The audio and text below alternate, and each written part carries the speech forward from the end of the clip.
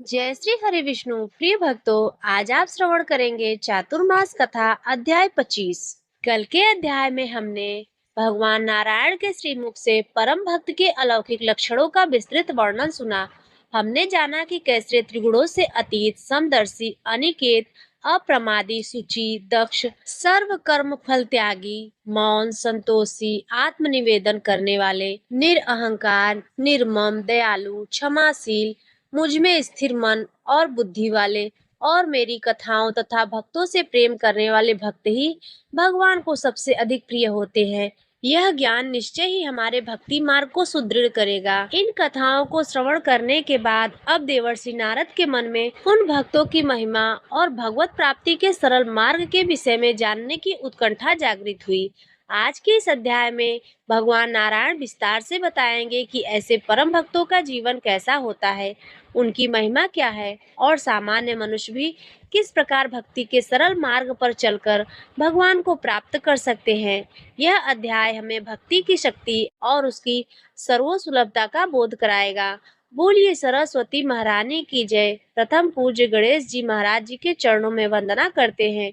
भगवान श्री हरि विष्णु की वंदना करते हैं। स्कंद ने कहा, हे सूत जी, भगवान नारायण द्वारा भक्तों के गूढ़ लक्षणों का वर्णन सुनकर देवर्षि नारद अत्यंत संतुष्ट हुए। उनका हृदय भक्ति और आनंद से परिपूर्ण हो गया। वे पुनः भगवान के चरणों में विनय पूर्वक नतमस्तक होकर बोले। नारद जी ने कहा, हे देवेश्वर, हे जगदीश्वर, आपके श्रीमुख से मैंने उन महान भक्तों के अद्भुत लक्षणों को जाना जो आपको अत्यंत प्रिय है। मेरे सभी संदेह दूर हो गए और मेरा मन परम शांति को प्राप्त हुआ। परंतु हे प्रभु, मेरी एक और जिज्ञासा है। मैं उन परम भक्तों की महिमा जानना चाहता हूँ। वे इस संसार में रहते हुए भी किस प्रकार परम आनंद का अनुभव करते हैं।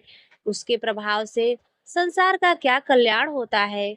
और हे प्रभु, कृपा करके यह भी बताएं कि एक सामान्य मनुष्य भी किस प्रकार इस सरल भक्ति मार्ग पर चलकर आपको प्राप्त कर सकता है। क्या कोई ऐसा सरल उपाय है जिससे बिना अधिक तपस्या या जटिल योग के भी आपकी कृपा प्राप्त की जा सके। नारायण ने कहा, हे नारद, तुम्हारी यह जिज्ञासा अत्यंत कल्याणकारी है और समस्त जीवों के उद्धार का मार्ग प्रशस्त करती है। सुनो, मैं तुम्हें उन परम भक्तों की महिमा और भगवत प्राप्ति के अत्यंत सरल मार्ग का वर्णन करता हूँ। मेरा परम भक्त स्वयं साक्षात मेरा ही स्वरूप है। वह जहाँ कहीं भी रहता है, वह स्थान तीर्थ बन जाता है। उसके दर्शन मात्र से जीवों के पाप नष्ट हो जाते हैं। उसके हृदय में मेरा निरंतर वास होता है और वह जहाँ भी जाता है, वहाँ मेरी उपस्थिति होती है। जिस कुल में मेरा भक्त जन्म लेता है, उस कुल की 7 पीढ़ियां तर जाती हैं। वे भक्त संसार में रहते हुए भी कमल के पत्ते पर जल के समान निर्लिप्त रहते हैं। वे अपने आचरण से संसार को धर्म का मार्ग दिखाते हैं। उनके वचनों से मेरा ही ज्ञान होता है और उनके कर्मों से मेरी ही इच्छा झलकती है।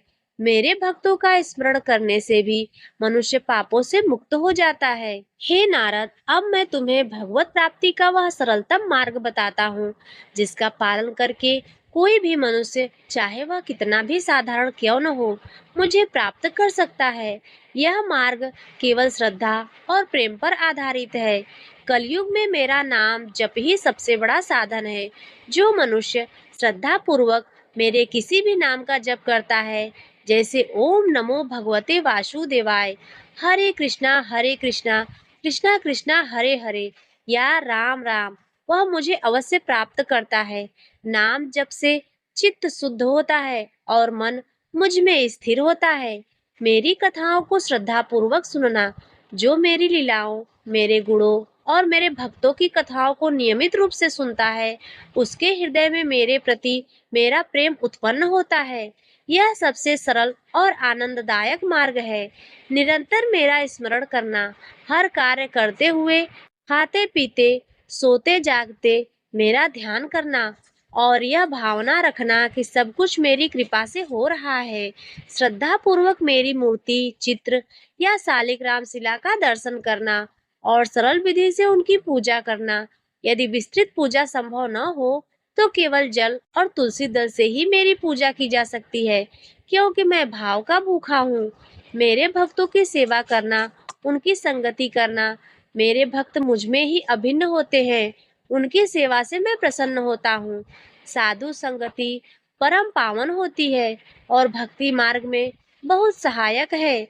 सभी प्राणियों के प्रति दया भाव रखना और उन्हें क्षमा करना।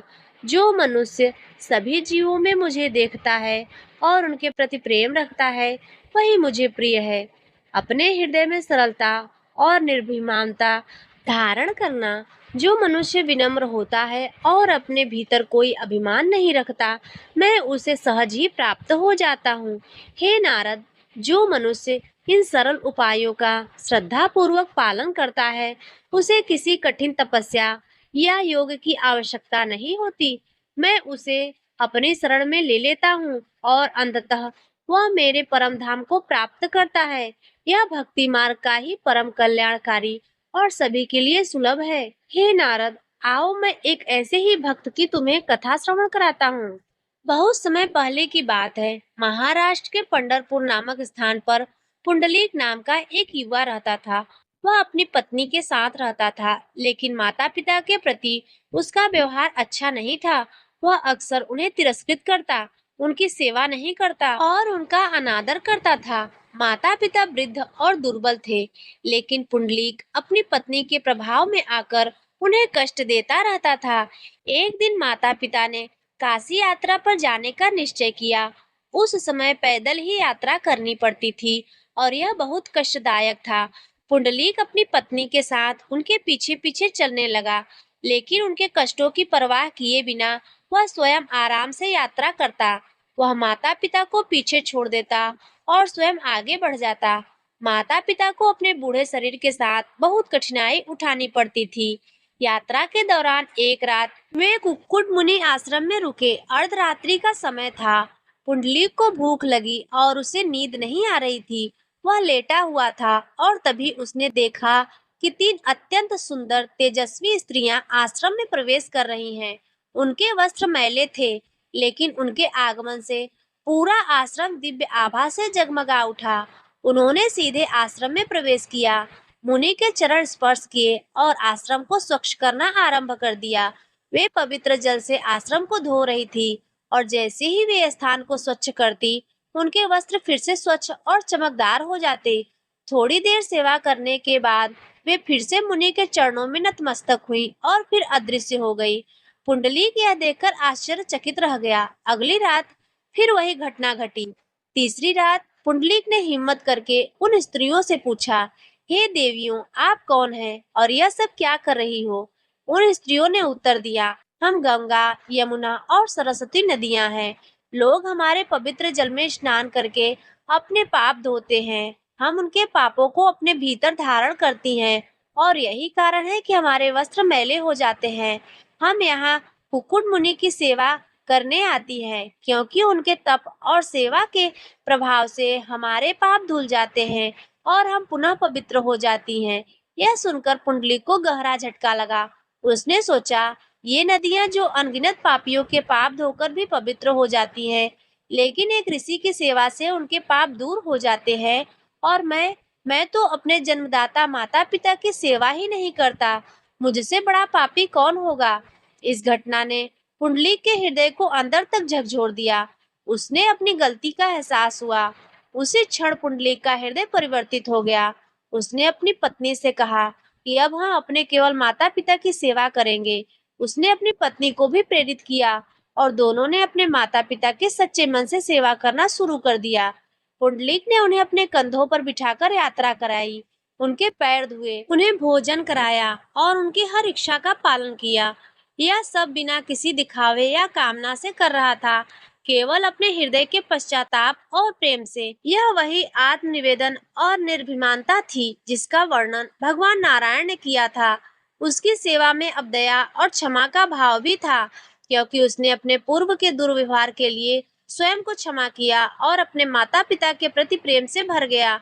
पुंडलीक ने इस पवित्र आचरण और अनन्य पितृ भक्ति से भगवान श्री हरि अत्यंत प्रसन्न हुए। एक दिन जब पुंडलीक अपने माता पिता के चरण दबा रहा था और उनकी सेवा में लीन था, तब स्वयं भगवान श्री विष्णु भगवान विट्ठल के रूप में उनके द्वार पर पधारे। उन्होंने पुंडलीक को पुकारा, पुंडलीक, मैं तुमसे मिलने आया हूँ।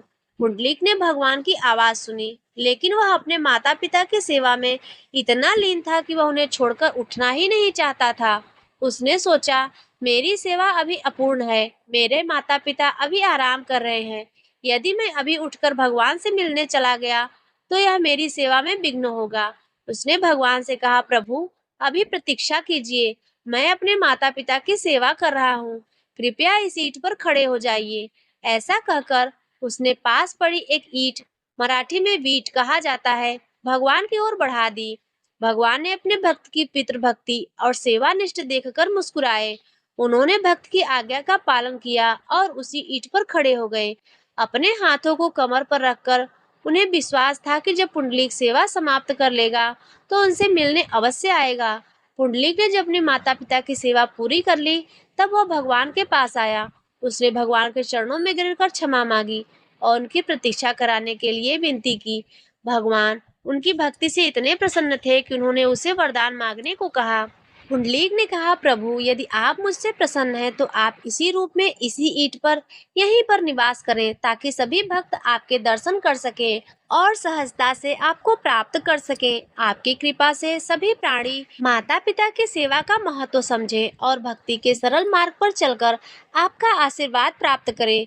भगवान ने तथास्तु कहा और तब से वे पंढरपुर में भगवान विट्ठल के रूप में अपनी कमर पर हाथ रखे ईंट पर खड़े होकर अपने भक्तों को दर्शन दे रहे हैं। यह स्थान भक्तों के लिए एक महान तीर्थ बन गया, जिसे पंढरपुर धाम के नाम से जाना जाता है। इस कथा का सार यह है कि भगवान को प्राप्त करने के लिए कठोर तपस्या या ज्ञान नहीं, बल्कि शुद्ध हृदय से की गई सेवा, प्रेम और शरणागति की आवश्यकता होती है। कुंडली की कहानी हमें सिखाती है कि माता पिता की सेवा, क्षमा का भाव और सरलता जैसी बातें ही भगवान को इतना प्रिय हैं कि वे स्वयं चलकर भक्त के पास आ जाते हैं और उसकी इच्छा पूरी करते हैं। यही तो है भगवान का सरलतम मार्ग, जो इस 25वें अध्याय में वर्णित है। भाव और कर्म की शुद्धता।